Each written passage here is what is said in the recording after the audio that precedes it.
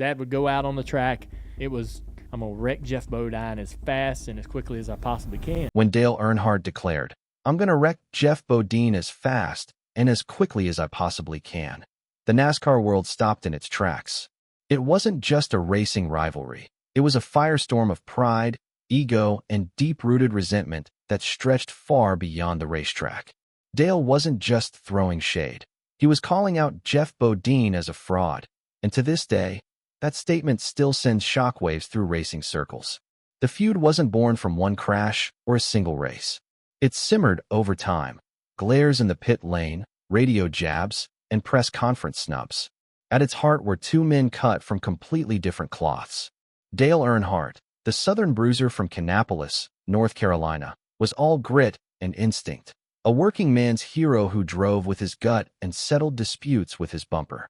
Jeff Bodine, the polished technician from Chemung, New York, brought a data-driven, almost scientific approach to the track, calculated, controlled, and cool under pressure.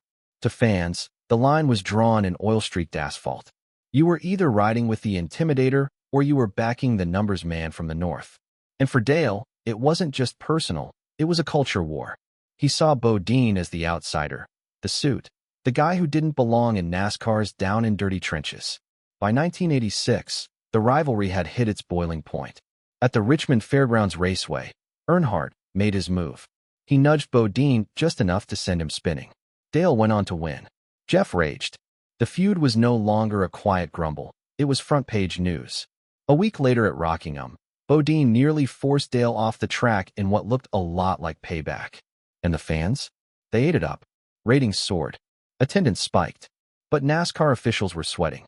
Behind the scenes, NASCAR leadership issued stern warnings.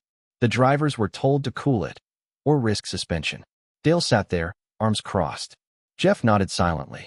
But everyone in the garage knew it wasn't over. Then came the moment Dale had waited for. At Pocono Raceway, Bodine was leading. Confident.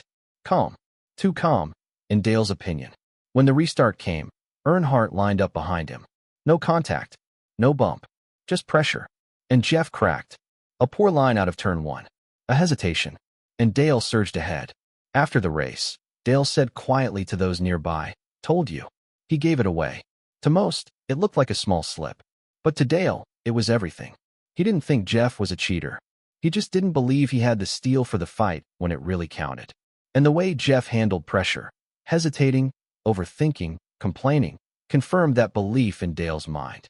Their feud continued in silence after that. No public brawls. No more wrecks. Just cold nods and icy interviews. They shared podiums, stood shoulder to shoulder at press events, but never shook hands. And that, perhaps, was Dale's final move. He didn't need another crash to prove his point. Jeff had already proved it for him. Was Geoff Bodine truly a fraud? Or was this just classic Dale Earnhardt mind games? That's up to you to decide.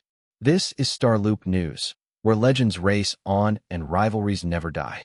If you love this inside look into one of NASCAR's most intense feuds, hit that like button, subscribe, and drop a comment below. Whose side are you on, Dale or Jeff? And don't forget to tap the bell so you never miss a lap in our next ride through racing history.